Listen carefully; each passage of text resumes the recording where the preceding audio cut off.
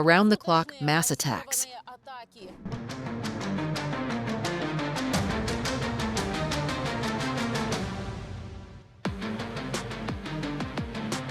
Destroyed homes. And lives cut short.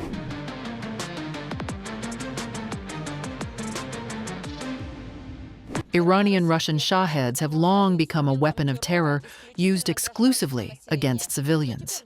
But now, the drones not only attack targets, they also leave traps for both adults and children. Watch our special report. Evolution of Terror. Shaheds of Mass Destruction.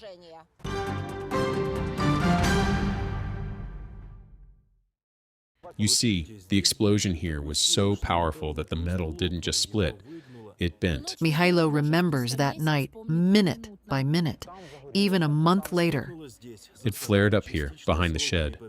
There was shrapnel damage, and it caught fire when the wind spread it in literally 5 to 7 minutes. Firefighters arrived almost instantly. If they hadn't put out the fire, it would have spread further. That night, Russia launched 165 strike drones across Ukraine, most of them aimed at Kyiv. The wail of sirens, the roar of Iranian-Russian Shaheds, and explosions woke the capital. At 12:30 a.m., the air raid alert went off. My wife said, "I'm taking the kids." She not only heard the alarm, but also the sound of a Shahed. She got the kids up, got Grandma too, and said, "We're leaving. I can hear the drone." The first one flew past and was shot down somewhere further away. Things quieted down, so we decided to go back, and then we heard the second one. We barely made it to the hallway. Boom. The explosion was so strong it threw me into the air. The strike hit the children's room. If it hadn't been for Mihailo's wife's insistence, the consequences would have been horrific. My mom and older son were in this room. I come out and see the window completely shattered, sharp shards sticking out. The whole frame was blown in. We found metal fragments, a piece of tile. No idea where that tile came from. Probably a chunk of metal hit here. Shrapnel landed on the beds. If we hadn't left, we could have been cut up. Russia first attacked Ukraine with Iranian-made Shaheds in September 2022 in a completely cynical move. Think about it. To make killing Ukrainians cheaper and save expensive cruise missiles. At first, the Kremlin acquired the drones from Iran one by one, trading them for its own military technology. The Shahed used in September 2022 and the one flying now in 2025, they're two different models. Those early Shaheds couldn't be used in bad weather, like snow or rain. The first models were made of plywood and had lawnmower engines. Because of their distinct sound, people called them mopeds. By August 2023, Russians began assembling these deadly drones themselves and started attacking Ukraine every night. They attack us constantly now, practically every day, not like before. We hear them approaching the target, the strikes, everything. We go to the shelter if they're flying really close. You can hear them clearly, especially when they dive in for a strike. Like millions of Ukrainians, Volodymyr has learned to identify Shahed threats by ear. His hometown Dnipro suffers regular attacks. Russians strike indiscriminately, hitting residential buildings, hospitals, recreation areas. The enemy is trying to inflict as much harm as possible on civilians. If they wanted to fight the Ukrainian armed forces, they'd target military sites. But instead, they strike playgrounds and residential neighborhoods, using high-end ballistic missiles and attack drones. Moreover, Russians are modifying Shaheds to maximize casualties. It's not just the Shahed that causes harm. In some areas, falling debris hits too. And it's not just random fragments. When the drone explodes, it releases shrapnel. It's not just pieces of drone, it's metal designed to injure. Here are the aftermaths of a strike in Sumy. A house wall turned into a literal sieve. Russians packed the drone with shrapnel. 2 killed, 13 injured. Look at this shrapnel. It's designed to kill people, not damage buildings. This is pure genocide.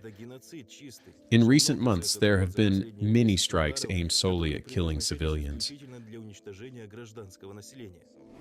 The Mirror Field in Babin Yar, an installation in memory of a monstrous crime. It was created using over 30,000 bullets of the same caliber the Nazis used to shoot people in the back, point blank. The Russians have scaled up mass murder. Shrapnel kills within a 70-meter radius. Shrapnel-packed Shaheds can scatter fragments up to 100 meters, and it's lethal within 70 meters. Meanwhile, Russians attempt to paralyze rescue work by using Shaheds with delayed explosion charges. These are elongated tubes that detonate randomly. They carry small charges but are designed specifically for fragmentation. There's a shell that breaks into tiny pieces, injuring nearby people. It's chaotic. We often talk to rescuers about this. When we ask if they're scared, they say, "What kind of rescuer would be afraid?" Ukrainian rescue workers are the first to respond after drone strikes. They are also targeted by Russian repeat attacks. The work of a rescuer is dangerous by definition. But during the full-scale Russian invasion, it has become even more perilous, not only because of explosive hazards that may be present, but also due to repeated attacks. It has happened more than once that the enemy targets follow-up strikes specifically at the locations where rescuers are operating, timing the attack to coincide with the arrival of these units.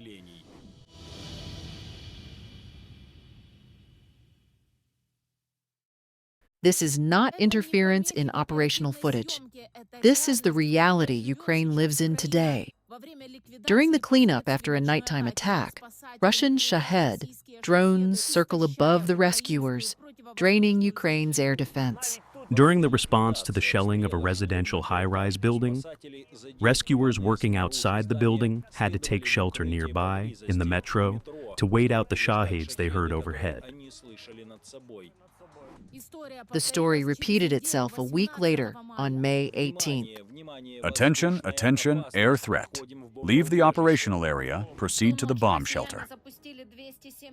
That night, the Russians launched 273 Shaheds across Ukraine.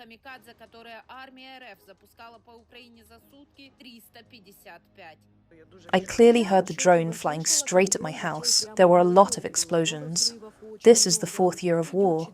We hoped God would spare us, but I'm grateful we're at least alive.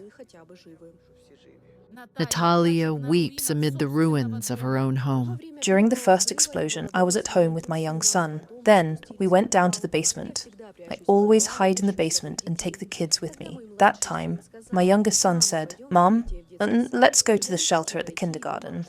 I didn't want to go, thought we'd survive if there were only 10 drones. It wasn't our first time, but the child insisted, so we went to the shelter. Thank God we're alive. But I feel so sorry for our neighbors. A young woman died. I can't come to terms with it. The woman died, trying to shield her little daughter with her own body. Look, the flowers, there and there. Last night she planted them. In 3 years, the Russians have managed to set up domestic Shahed production and significantly upgrade them. This is Tatarstan, the Alabuga Special Economic Zone. This is where deadly Russian Shaheds are assembled. Journalist Anton Rubin was one of the first to report on the production of drones for the Russian army. Primary workforce are the local residents. They pay well, there are good bonuses, and most of the workers are students who seem to not fully grasp what they're involved in. Yes, they are making weapons that kill Ukrainians, but when we spoke to some of them personally, they didn't think about that at all. If they were told to hammer a nail, they hammer a nail. Told to glue a drone body, they glue it. Ignorance is no excuse. This is one of the core principles of law. And drone assemblers won't be able to hide behind the excuse, "I didn't know." The Kremlin has made them accomplices in war crimes. crimes without a statute of limitations. There are direct perpetrators. When they stuff drones with new types of explosives, that's a crime. Why? Because it causes major harm to civilians and civilian infrastructure.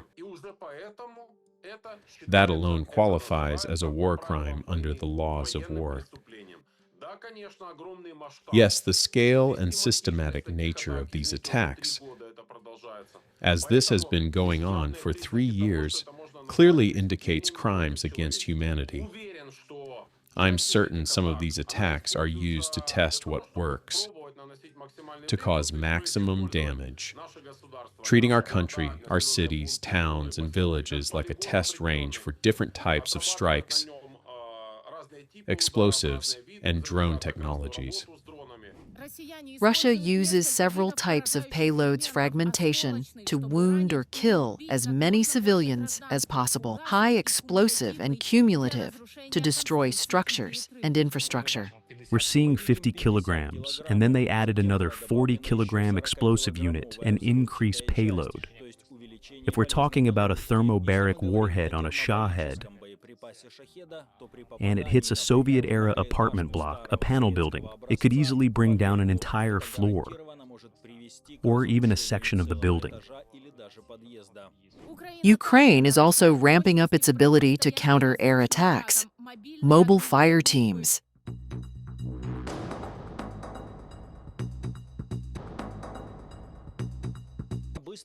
It quickly reaches operational mode and swiftly destroys the target.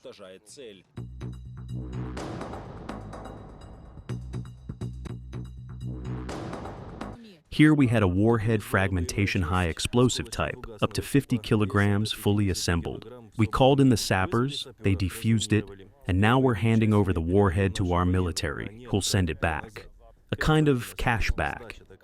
Additionally, Ukraine is developing interceptor drones. Over 100 Shaheds have already been shot down this way, but it's still not possible to fully secure the Ukrainian sky. Russia's tactic is to overload the air defense system. That's why they began launching Shaheds in swarms, simultaneously attacking a chosen city or region, effectively conducting carpet bombings of civilian neighborhoods. We're talking about a massive increase in loitering munitions like Shaheds. Before it was 30, then 150 a month. Now it's 150, at least 100 per night. They're also using decoys, parity, Gerber, but these still burden the air defense system. This is how Russia is starting to conduct carpet bombings with drones launching many UAVs from various directions at one sector. The attacks have intensified in recent months, just as the world began discussing ceasefire possibilities between Russia and Ukraine. The Kremlin is escalating strikes and making Shaheds deadlier to break Ukrainians and force surrender. The closer we get to peace talks, the more the occupiers want to bring us to our knees. This is terror. Terror may even be their primary goal to break us mentally, deprive us of sleep. Sleep deprivation, as psychologists say, eventually breaks a person down. He'll agree to anything just to get some rest. We know exactly what surrender would mean. It would be Donetsk, Luhansk, all over again. We don't even consider that an option.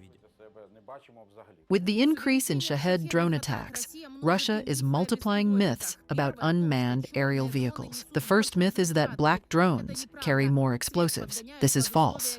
The color is adjusted to suit operational conditions for nighttime attacks. The weight of the warhead depends on the drone model, not the color of the body. Another Russian lie involves drones allegedly capable of dropping mines by parachute. Shaheds do not have such systems or compartments for precision mine drops. There are also no Shaheds treated with toxic substances. This would create problems for the occupiers during launch. They would poison themselves with the toxins, and even if not, the poisons would burn up in the explosion. However, Russia has already begun attempting to equip Shaheds with capsules containing toxic agents. In April of this year, the enemy attacked Ukraine with a Shahed carrying an irritant capsule. Let's recall the Gerasimov doctrine. It envisions not only physical destruction, but also psychological warfare and disinformation. One of the enemy's constant targets is the human psyche, the population's psyche through intimidation and terror. When people are sleep deprived, fatigue accumulates. It affects not only the body, but the mind as well. Prolonged stress reduces cognitive abilities, demoralizes, and depletes willpower. Disorders like depression and generalized anxiety develop, not to mention physical illnesses. Our Ministry of Health has already reported strokes and heart attacks in Ukraine have become 10 to 15 years younger. In other words, the enemy's goal is not only to destroy the Ukrainian state, but also the Ukrainian people to undermine their physical and mental health.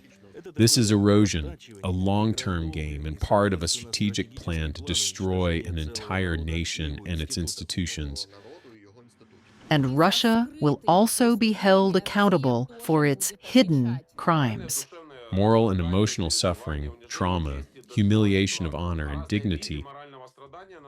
Various forms of moral harm are being inflicted. And of course, those who commit these crimes must be held accountable, both individuals and Russia as a state. There have already been hundreds of lawsuits in our country against the Russian state, where people are demanding compensation specifically for the moral harm caused. It's hard to feel it immediately, hard to measure right away. But yes, this category, alongside material damage, must be taken into account. And of course, Russia must compensate it as well. There is even a court ruling where moral damages are recognized as resulting from missile and drone attacks, which undoubtedly cause moral harm to all of us.